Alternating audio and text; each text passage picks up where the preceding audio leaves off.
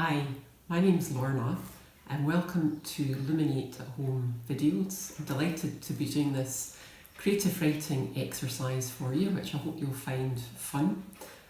I live in the east coast of Scotland, which is very sunny at the moment, and there I run a small social enterprise called Sharing a Story, and I work in lots of different community settings, and we use shared reading sessions and creative writing really to bring people together and share stories together. So I'm going to run this workshop today as I would one of these. The only difference is that I don't get to hear your stories because I'm asking you questions and I won't hear what you've got to say, which is a bit disappointing. However, the other disappointing thing is that I don't get to give you some cake, because normally in the community setting I would bring cake along as well. So sorry about that. Please don't worry about spelling and grammar and punctuation or anything like that. It doesn't matter. It's just all about enjoying the process. In terms of things that you may need, just some paper or a notebook and a pen, or you can record your answers onto a dictaphone or your phone, just whatever you're comfortable with. Also, please do feel free at any point just to pause the video and just take time to think.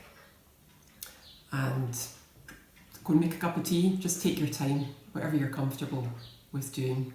As I said, it's all really about having a bit of fun. So this exercise is called the hand poem, and this is a really great exercise that was taught to me by a poet called Baillie Gifford, and I love using this in community settings. It's really good fun. So for this exercise, if you want to, what I'm going to get you to do is put your hand on a bit of paper or card and draw around the outside of it. Now, if you don't want to do that and you'd rather do something else, then you don't have to do this. We'll make a list on paper. As I explain, it will become apparent.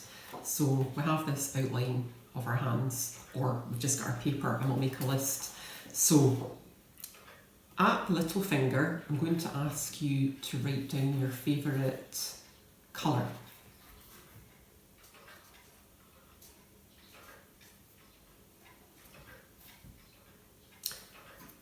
Okay, and then at the next finger, I'm going to ask you to write down your favourite animal.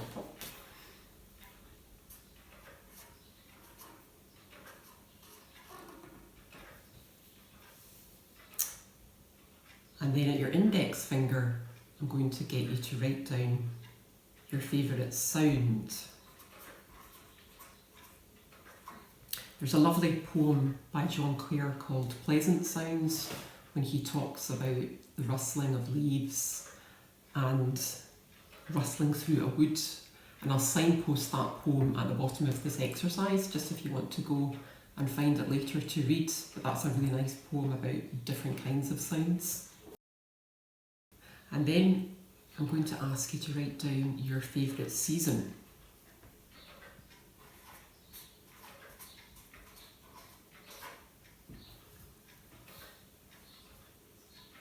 And then lastly, at the thumb, write your name.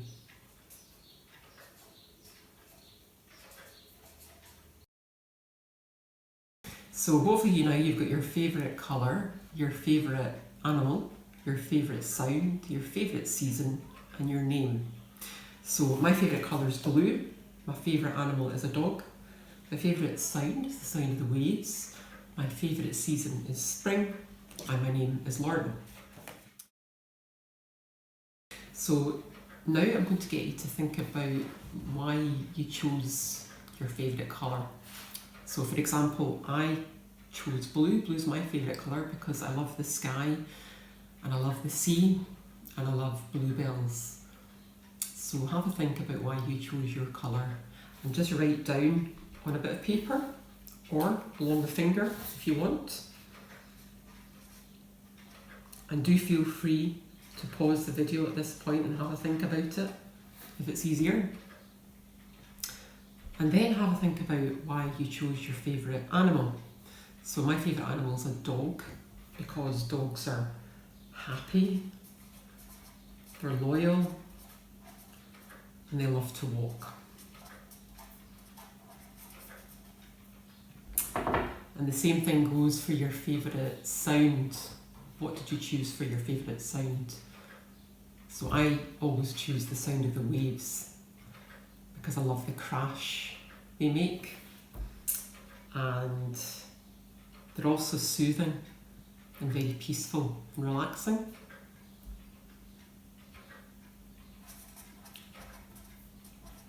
So I'm just going to write that down here as well. And then your favourite season. What did you choose for your favourite season? Sometimes this is quite a difficult one because there's lots about all of the seasons that I like. However, I've chosen spring. And I like spring because of the daffodils and the tulips, and really because it's the sign of new life.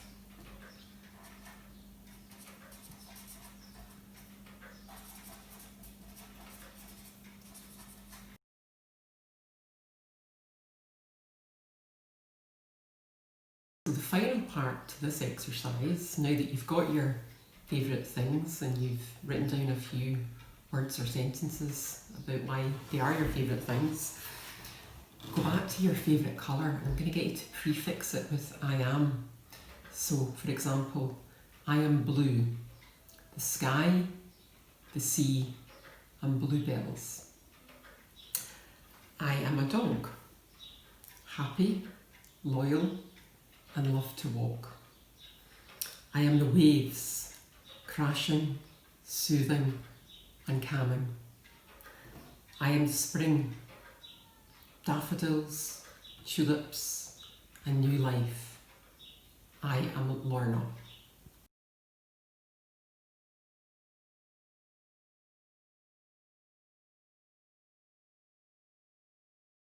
So hopefully at the end of this, you've all got your own personal poem. And the lovely thing about this exercise is it's all about surfacing your inner qualities and the things that are important to you. So it's a very personal creative writing exercise, and the lovely thing is at the end of it you have a poem. So I hope you've enjoyed the hand poem. Thank you for giving it a go. I've got another creative writing exercise for you, and this one is called Kitchen Stories.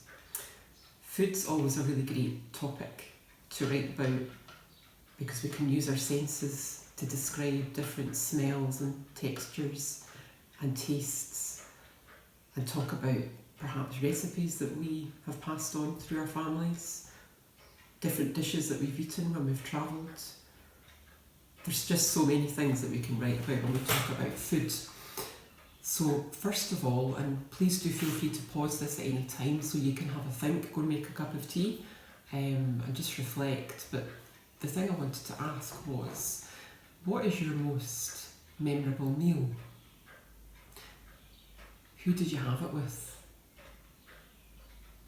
Where were you when you had it? And what did you eat? Was it a special breakfast, lunch, dinner? How did it taste? Maybe it was disgusting and that made it memorable, or maybe it was just like the most incredible meal that you've ever had.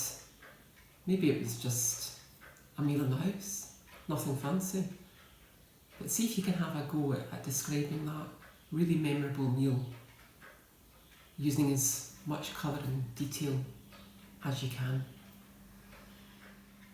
Quite often I think there's something really comforting and lovely about having a pot of soup on the stove, and I think it's quite a common theme in lots of Scottish households that someone's always got a pot of soup on the go.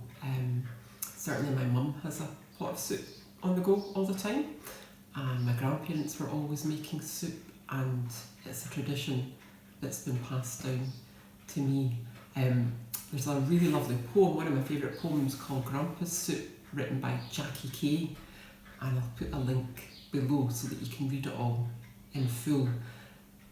But she talks in the poem about how nobody makes soup like her grandpa, and the piece of hoch in it which rhymes with loch. But there's something so true about that it doesn't matter if I try and recreate my mum's soup, it just never tastes the same. And I'm sure that is something that will resonate with a lot of people. And again, maybe you could write about a favourite soup recipe that you might have. I know a lot of people don't actually have the recipes written down, they just put a bit of this in and a bit of that in. And there's a really great word, a dod of this or a dod of that. Trying to explain what that means is kind of like just a wee bit of something. It's just a dod, it's just a particular word, but it doesn't mean an exact measurement. So have a go at thinking about a recipe that maybe you like to do and you've never written down. Or maybe there's a story attached to a particular favourite family recipe, and maybe you could write the story of that. Again, just pause the video and think. Sometimes it takes a little while to kind of process all of these thoughts, so take your time and try and remember maybe a relative's kitchen when you were little, or a particular smell of a relative's kitchen, and a comforting smell of shortbread or soup. I'm saying shortbread again, I've got a gran that made wonderful shortbread and we could just never get it the same way. We never managed to recreate it. But in our family there's lots of stories about this infamous, amazing shortbread that we've never been able to taste again. So I wanted to share a little piece that I've written about my gran and memories of food around her. My gran was a really big fan of Audrey Hepburn and watched a lot of the old movies, and I wrote this piece after listening to Moon River by Audrey Hepburn from Breakfast at Tiffanys. So I've called the piece of writing Breakfast at Tiffanys, and this is a shorter version of it. Breakfast at Tiffanys, more like breakfast at my gran's. Hot toasted pan loaf, smothered with soft yellow butter and spread with her homemade strawberry jam. Mugs of milky hot chocolate with its floating skin, perfect for slurping. Then there were her lunches.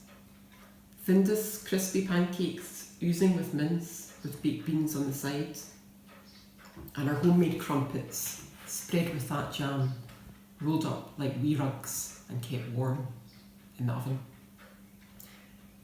My gran was a dream maker. She said there were pots of gold at the end of the rainbow, just waiting to be found.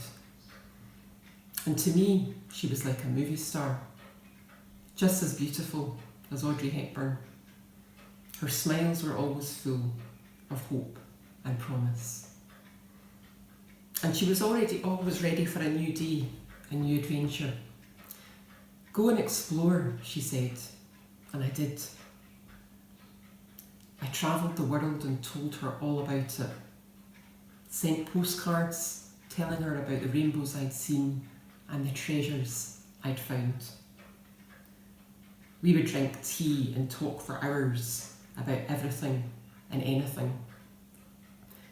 We'd eat chocolate biscuits from her bottomless tin, an old black and grey tea caddy, trios, clubs, empty caramel wafer wrappers, that was my brother, and blue ribbons.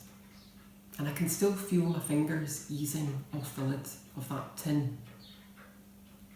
And I can taste the bottles of fizzy but flat juice she had. Breakfast at Tiffanys? Nope. It would always be breakfast at Gran's. I'd take her out to dinner. That would be my treat. My gran, Kitty, we were always after the same rainbow's end. And I hope somewhere she's waiting just round the bend for me.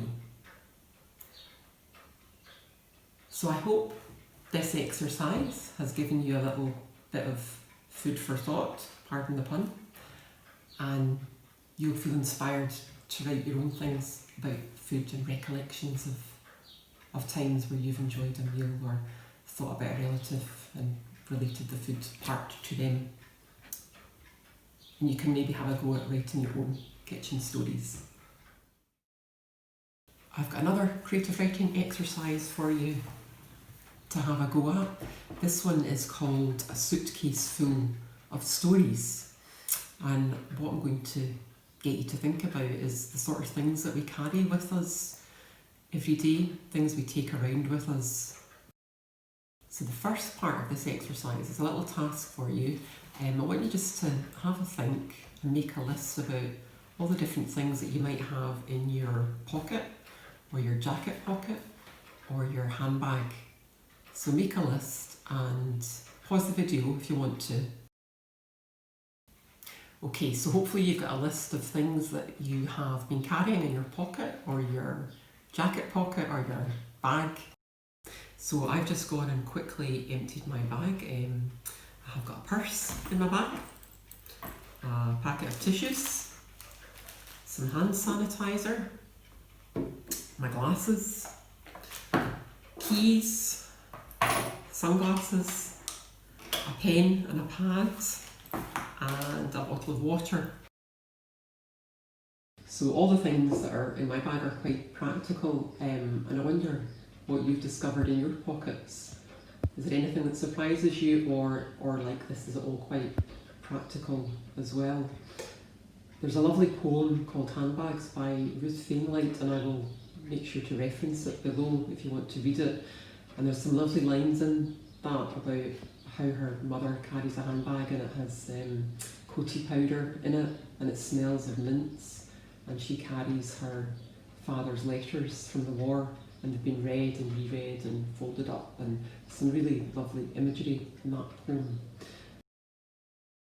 Part of this exercise, I'm going to get you to use your imagination. Again, just have your piece of paper to hand, or your dictaphone or phone if you want to record what you're saying.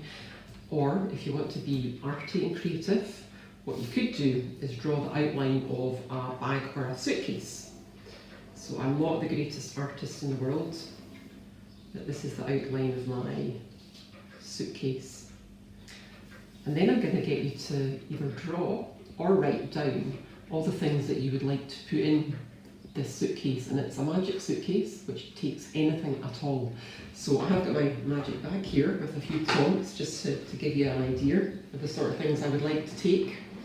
So I would put in my suitcase, I would put in the beach. So I've got some sand here from my favourite beach in Lothian. I would take some chocolate, because chocolate's always quite handy to have, so that would go in my suitcase. I would put in my dog, it's a picture of my dog. What else have I got? I would put in one of my favourite places in Scotland, and this is a cheese board, which I hope I am holding up the correct way. It's the island of Arran, so I would love to put Arran in my suitcase as well. I'd quite like to put my family in, maybe not all of them, depends on how they're behaving. I would like to put Canada in, it's a country that I love. I'd like to put the sunshine in, and perhaps the sea as well. And it's the sort of thing that I would quite like to have a bit of a think about. So do feel free to pause the video and have a think about what you would like to put in your suitcase. So hopefully you've had a chance to have a cup of tea and maybe a bit of a think about what you would put in your suitcase. Is there anything that you've surprised yourself with? Or someone that you thought you didn't want to put in your suitcase, or something that you did put in your suitcase? Have a think as well about the different things that you have, and maybe for each item take a minute to write a sentence or two about why you've chosen it and why you want to take it. And use as much sensory language as you can. Perhaps a smell that reminds you of something. Is there something that you like about a particular place? Do you remember something happy happening there? How do you feel about it? So hopefully you've had a chance to write a line or two about the things that you've put in, the objects or the possessions or the items that are important to you, and perhaps there is a story attached to each of these items. and perhaps you can expand on it and write about it after you've had a chance to think. What's really interesting as well is it's the simple things that we take with us, and that can quite often the things that make us quite happy, and it's the simple pleasures in life. So the lovely thing about that exercise as well is it's all about you and your choices, and you decide what's going in the bag. Doesn't matter how ridiculous it may seem. It's very personal, and it's about you, which is lovely, I think, and it's something that can be quite nice to share with family and friends. So thank you for letting your imagination run wild there, and thanks for giving it a try. I hope you've enjoyed this exercise, Suitcase of Stories. I appreciate you checking it out, and yeah, hopefully you've enjoyed just the process of doing something a bit different. Thank you.